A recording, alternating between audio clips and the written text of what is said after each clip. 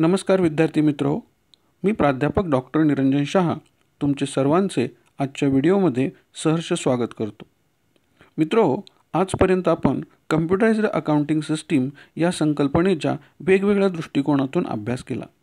यामध्ये computerised accounting system म्हणजे काय, त्यामध्ये कोणकोणत्या घटकांचा समावेश होतो किंवा त्याचे कंपोनेंट्स कोणकोणते आहेत याचा अभ्यास केला। याचबरोबर कम्प्युटराइज्ड अकाउंटिंग सिस्टीमची वैशिष्ट्ये आणि या कम्प्युटराइज्ड अकाउंटिंग सिस्टीमचा वापर आपण कशासाठी करू शकतो किंवा कोणकोणत्या क्षेत्रामध्ये आपण कम्प्युटराइज्ड अकाउंटिंग सिस्टीम वापरू शकतो याचाही अभ्यास केलेला आहे। आजच्या व्हिडिओमध्ये आपण कम्प्युटराइज्ड अकाउंटिंग सिस्टीमचे ॲडव्हांटेजेस म्हणजेच फायदे कसे आहेत किंवा कोणकोणत्या दृष्टिकोनातून कम्प्युटराइज्ड अकाउंटिंग सिस्टीम आपल्याला फायदेशीर ठरणार आहे याचा अभ्यास करणार आहोत। तर चला मित्रहो, आपण one by one computerised accounting सिस्टीमचे ॲडव्हांटेजेस बघूया।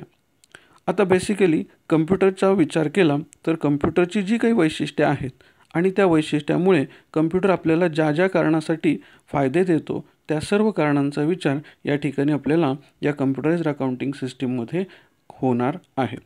मग त्या दृष्टिकोनातून आपण कम्प्युटराइज्ड अकाउंटिंग सिस्टीमचे ॲडव्हांटेजेस पाहणार आहोत। आजचा पहिला ॲडव्हांटेजेस आहे स्पीड। आता मुळात कम्प्युटर प्रत्येक कॅल्क्युलेशन हे अतिशय फास्ट पद्धतीने करतो।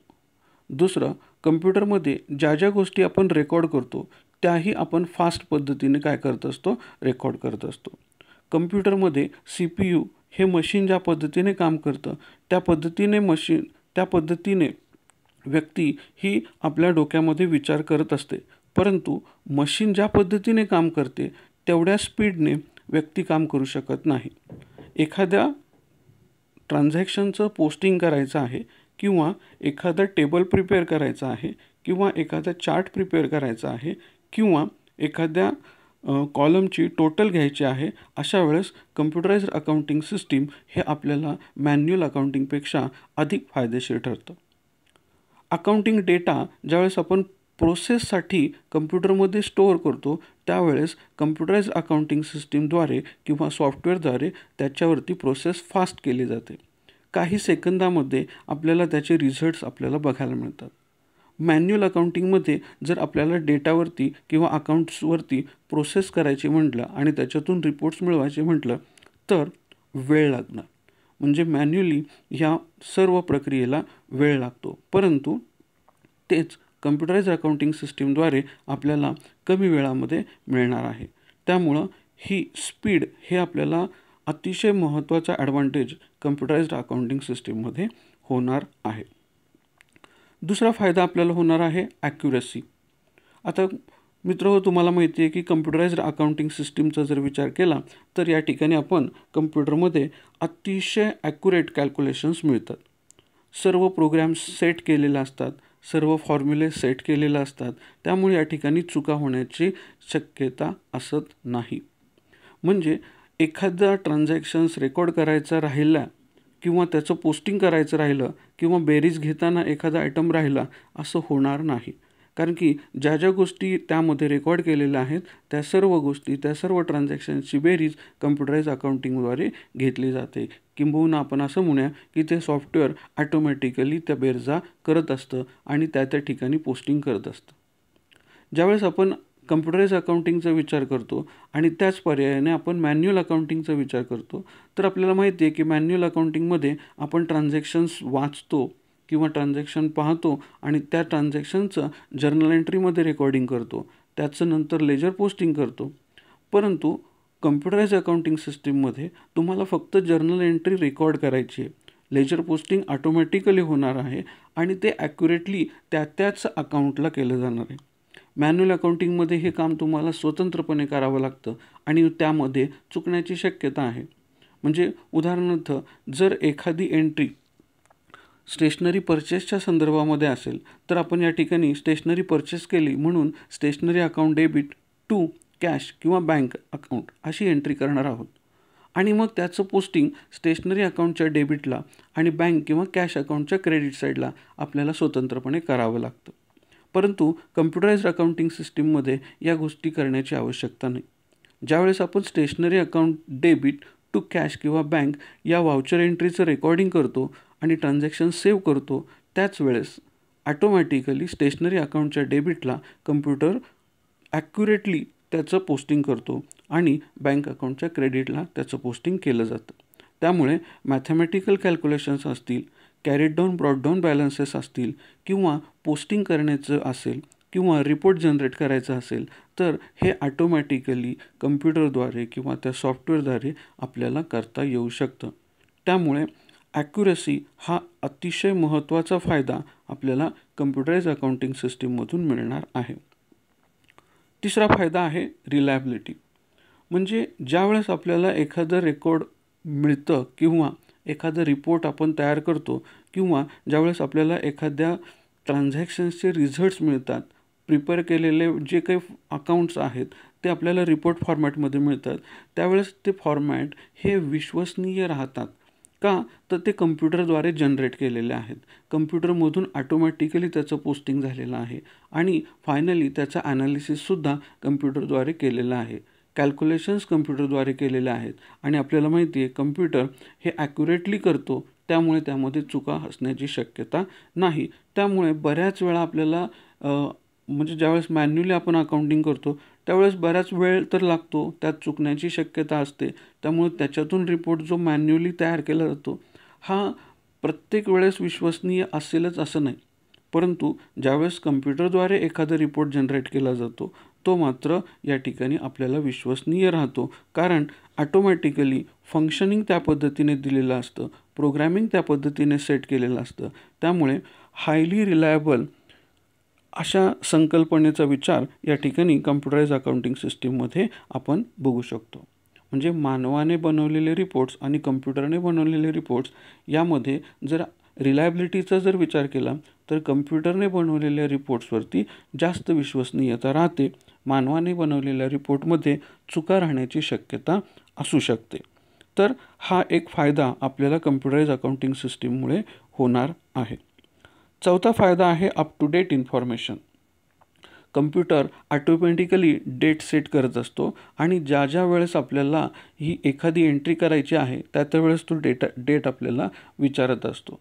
आता याचा जर विचार केला तर जेव्हा आपल्याला एखादा रेकॉर्ड पाहायचा आहे त्यावेळेस त्या रेकॉर्डमध्ये आपल्याला पटकन जाऊन अपडेट माहिती मिळवता येते.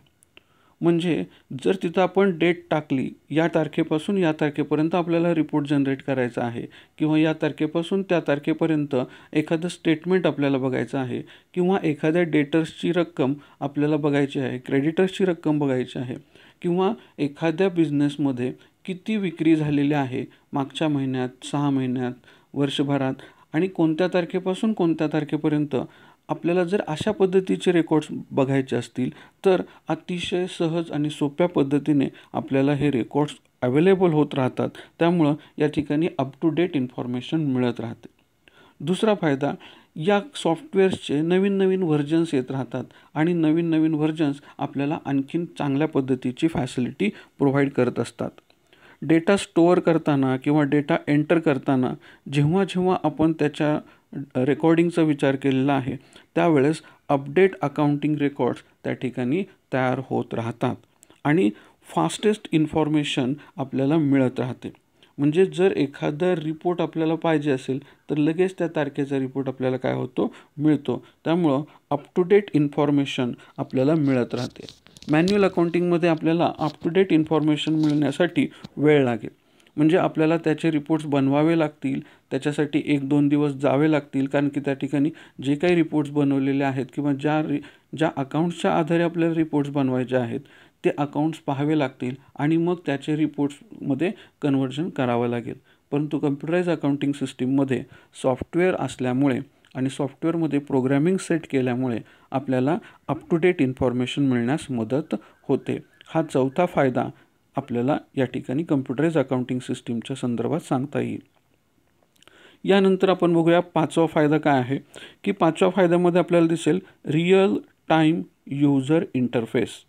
आता रिअल टाईम यूजर इंटरफेस म्हणजे काय, की जसं आता फॉर एक्झाम्पल तुम्हाला सांगतो की एक व्यक्ती अकाउंटिंगचं काम करत आहे मॅन्युअली आणि ती सेल्स रजिस्टर्समध्ये एंट्री करत आहे. आणि दुसऱ्या व्यक्तीला सुद्धा सेल्स रजिस्टरमध्येच एंट्री करायची आहे, तर ती व्यक्ती जोपर्यंत पहिल्या व्यक्तीचं काम पूर्ण होत नाही तोपर्यंत दुसऱ्या व्यक्तीला त्या सेल्स रजिस्टरमध्ये एंट्री करता येणार नाही. जोपर्यंत दुसऱ्या व्यक्तीचं काम पूर्ण होत नाही तोपर्यंत तिसऱ्या व्यक्तीला त्या ठिकाणी एंट्री करता येणार नाही किंवा रेकॉर्ड करता येणार नाही.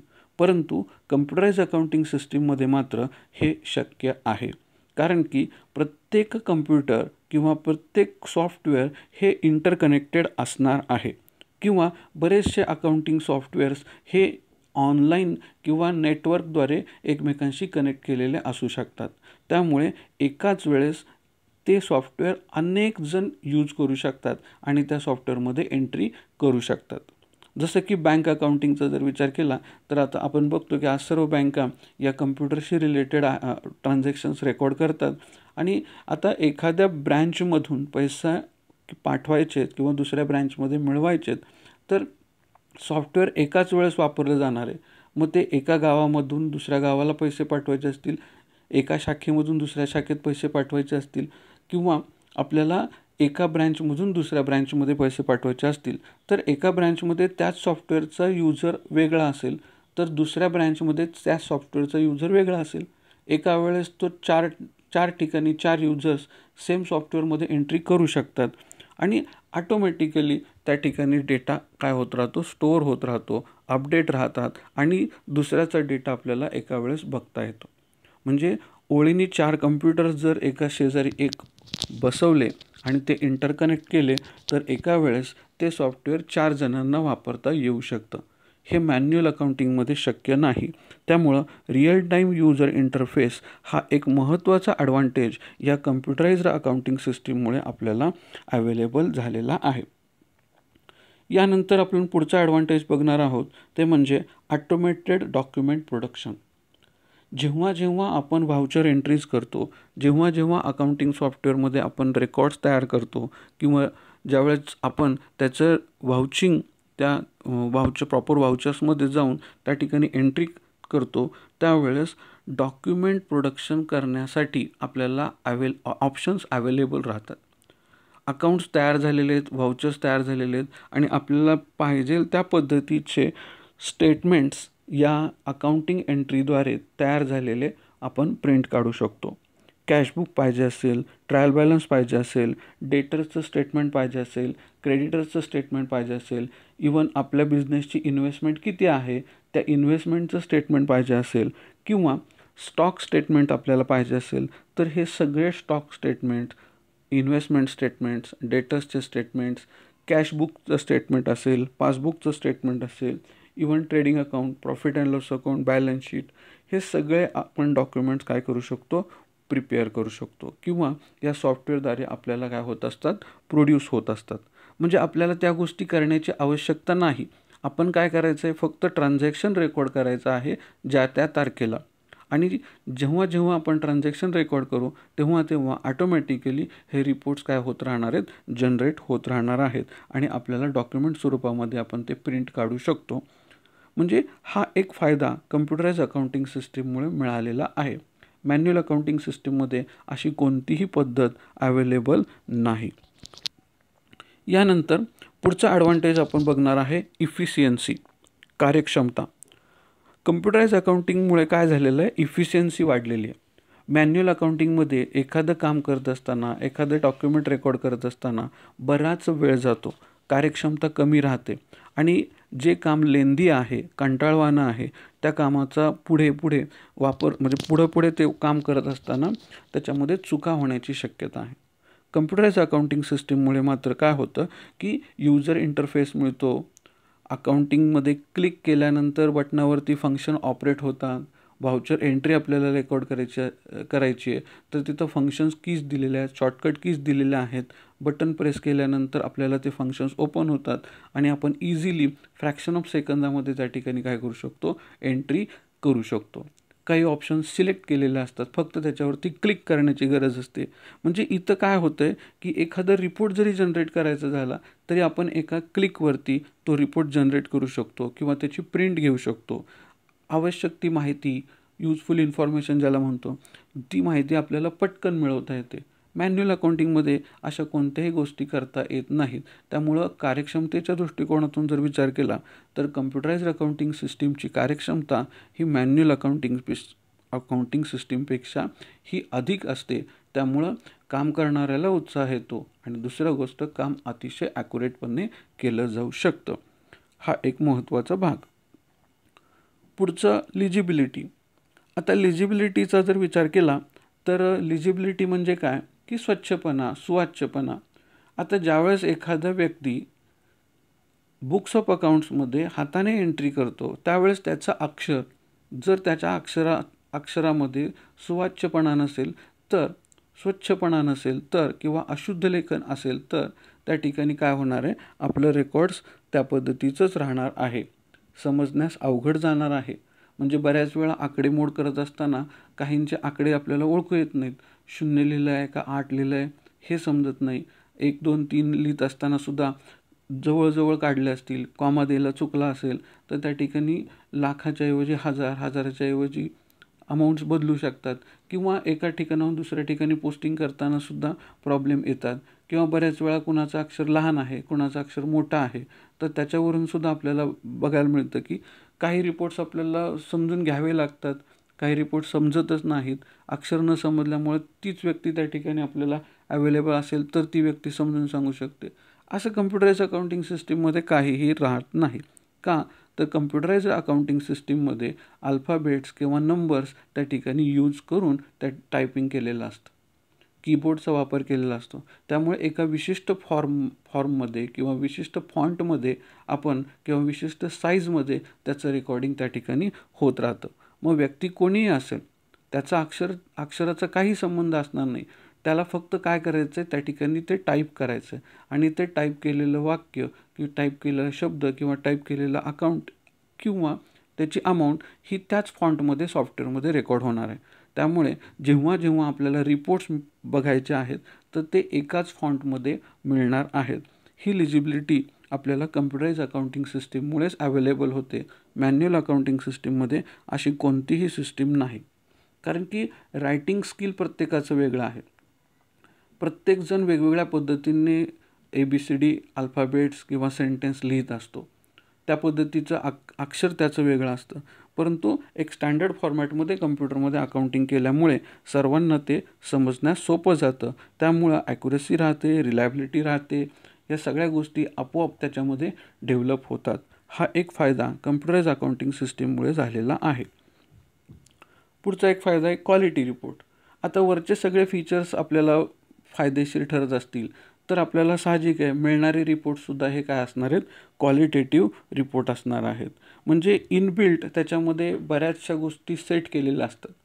जसं की ग्रामर चेकिंग करणे, म्हणजे स्पेलिंग चेकिंग करणे, एखाद्या सेंटेन्सचं ग्रामर चेक करणे, एखाद्या शब्दाचं स्पेलिंग चेक करणे, किंवा बऱ्याच वेळा असंही लक्षात येतं की त्याच्यामध्ये कॅल्क्युलेशन्स असतात तर ते कॅल्क्युलेशन आपोआप सेट होतात आणि त्यामुळं त्याच्यामध्ये एरर्स राहत नाहीत.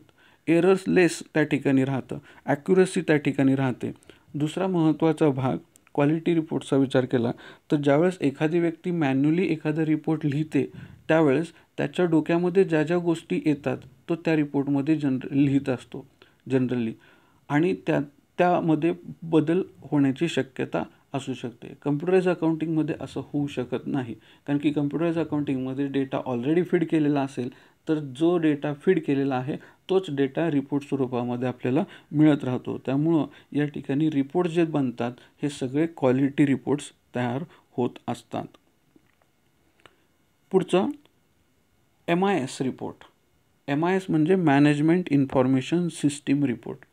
आता हा रिपोर्ट कशासाठी असतो तर कंपनीचे किंवा उद्योगाचे, व्यवसायाचे जे काही उच्च अधिकारी आहेत यांना आपल्या व्यवसायाचं एक्सपान्शन करायचं आहे, आपला व्यवसाय वाढवायचा आहे, किंवा यांना कोणत्याही पद्धतीचे व्यवसायामध्ये धोरणात्मक बदल करायचे आहेत, त्यासाठी काही निर्णय घ्यायचे आहेत, तर या निर्णयासाठी त्यांना अकाउंटिंगचं ॲनालिसिस केलेले रिपोर्ट्स गरजेचे असतात. तर हे ॲनालिसिस केलेले रिपोर्ट्स आपल्याला कम्प्युटराइज्ड अकाउंटिंग सिस्टीममधूनच मिळतात. मॅन्युअल अकाउंटिंग सिस्टीममधून आपल्याला हे अकाउंटिंग रिपोर्ट्स मिळत नाहीत. त्यामुळे MIS रिपोर्ट हा अतिशय महत्त्वाचा ॲडव्हान्टेज या ठिकाणी कम्प्युटराइज अकाउंटिंग सिस्टीममुळे आपल्याला होत राहतो. आता इथं उदाहरण सांगायचं झालं तर सपोज एखाद्या कंपनीला आपल्या उधारीच्या सेल्सबद्दल किंवा ज्यावेळेस आपल्याला वस्तूची विक्री करायची तर ती किती दिवस विक्री उधारीवरती असली पाहिजे, किती दिवसात उधारी गोळा केली पाहिजे किंवा कोणत्या पार्टीला किती रकमेपर्यंत उधारी दिली पाहिजे, हे जर आपल्याला धोरण निश्चित करायचं असेल तर या ठिकाणी आपल्याला सेल्सच्या संदर्भामध्ये आणि पर्टिक्युलरली क्रेडिट सेल्सच्या संदर्भामध्ये रिपोर्ट्स गरजेचे राहतात, त्याचं ॲनालिसिस गरजेचं राहतं. मॅन्युअल अकाउंटिंगमध्ये अशा पद्धतीने जर सेल्स जनरेट केला असेल किंवा अशा पद्धतीने क्रेडिट सेल्स जर शोधायचा असेल तर आपल्याला बराच वेळ लागणार आहे. त्यामुळं त्या रिपोर्ट्सवरती रिलायबल राहता येत नाही. कम्प्युटराइज अकाउंटिंग सिस्टीममुळे काय होतं, आपल्याला फ्रॅक्शन ऑफ सेकंदामध्ये हे रिपोर्ट जनरेट होतात, त्याचं ॲनालिसिस करता येतं आणि त्या आधारे आपल्याला काय करता येतं, धोरणात्मक निर्णय घेता येतात. तर हा एक फायदा किंवा ॲडव्हान्टेज कम्प्युटराइज अकाउंटिंग सिस्टीममुळे होतो. पुढचा स्टोरेज आणि रिट्रायवल. आता स्टोरेज आणि रिट्रायवलचा जर विचार केला तर इथं आपल्याला असं लक्षात येईल की जेव्हा जेव्हा आपण कम्प्युटराइज अकाउंटिंगमध्ये एंट्री करतो ती सर्व एंट्री सेव्ह बटनाने क्लिक होते. म्हणजे सेव्ह बटनावरती क्लिक केलं की ती एंट्री काय होते, सेव्ह होते आणि ही सेव्ह झालेली एंट्री कम्प्युटरच्या हार्ड डिस्कमध्ये सेव्ह राहते. आणि हार्ड डिस्कच्या कॅपॅसिटीनुसार आपण अनेक पद्धतीच्या फाईल्स, अनेक पद्धतीचे रिपोर्ट्स या कम्प्युटरमध्ये एकाच ठिकाणी सेव्ह करू शकतो. यासाठी सेपरेट स्टोरेज स्पेस वापरण्याची आवश्यकता नाही. पण मॅन्युअल अकाउंटिंगमध्ये जर विचारात घेतलं तर आपल्याकडे वेगवेगळ्या प्रकारचे रजिस्टर्स असतात आणि हे रजिस्टर्स ठेवण्यासाठी आपल्याला सेपरेट कपाट घ्यावं लागेल, रॅक्स घ्यावे लागतील. त्या रॅकमध्ये त्या फाईल, ते फोल्डर्स किंवा ते रजिस्टर्स त्या ठिकाणी ठेवावे लागतील. त्यांची सुरक्षितता, त्याची काळजी घ्यावी लागेल. अनेक गोष्टी त्या ठिकाणी कराव्या लागतील. हे कम्प्युटराइज अकाउंटिंगमध्ये सहज शक्य आहे कारण की एकाच ठिकाणी आपण काय करू शकतो, डेटा स्टोअर करू शकतो. आणि दुसरा भाग म्हणजे रिट्रायवल. जेव्हा पाहिजे त्यावेळेस आपण लगेच तो ॲक्सेस करू शकतो, लगेच तो परत मिळवू शकतो. एका ठिकाणाहून दुसऱ्या ठिकाणी आपल्याला डेटा न्यायचा असेल तर म्हणजे आता 4 रजिस्टर्स एका ठिकाणाहून दुसऱ्या ठिकाणी नेणं अशक्य आहे. म्हणजे एक मुंबईला पाठवायचे, पुण्यावरून मुंबईला जर 4 रजिस्टर्स हेड ऑफिसला पाठवायचे असतील तर त्याच्यासाठी लागणारा जो काही वेळ आहे तो वेळ जाईल, खर्च होईल. त्या ठिकाणी ज्या 4 रजिस्टर्ससाठी जे काही पाकिट किंवा बॉक्समध्ये ते रजिस्टर्स पॅक करून पाठवावे लागतील. तर ह्या गोष्टी कम्प्युटराइज अकाउंटिंगमध्ये सहज सोप्या झालेल्या आहेत. कम्प्युटराइज अकाउंटिंगमध्ये 4 रजिस्टर्सचे रिपोर्ट्स हे बॅकअप स्वरूपामध्ये आपल्याला घेता येतील. त्याची एक बॅकअप फाईल तयार करता येईल आणि ईमेलद्वारे आपण काय करू शकतो, एका ब्रँचमधून दुसऱ्या ब्रँचला, एका ब्रँचमधून हेड ऑफिसला किंवा कोणालाही पाहिजे असतील त्या ठिकाणी आपण काय करू शकतो, मेल करू शकतो. गरज पडल्यास सेपरेट हार्ड डिस्कमध्ये, फ्लॉपी डिस्कमध्ये, CDमध्ये, पेनड्राईव्हमध्ये हा डेटा आपल्याला स्टोअर करता येतो आणि एका ठिकाणाहून दुसऱ्या ठिकाणी सहज आपण कितीही वर्षाचा डेटा आपण काय करू शकतो, नेऊ शकतो, स्टोअर करू शकतो. मॅन्युअल अकाउंटिंगमध्ये मात्र हे शक्य नाही. तर अशा पद्धतीने आपल्याला कम्प्युटराइज अकाउंटिंग सिस्टीमचे असे अनेक ॲडव्हान्टेजेस आपल्याला सांगता येतील. तर आजच्या व्हिडिओमध्ये आपण आज आपण कम्प्युटराइज अकाउंटिंगचे बेनिफिट्स बघितले, ॲडव्हान्टेजेस ज्याला म्हणतो आपण, हे फायदे हे भविष्यामध्ये आणखीन याच्यामध्ये वाढ होत राहणार आहे. तर पुन्हा हा व्हिडिओ बघा आणि काही अडचण असेल तर तुम्ही विचारा. थँक्यू.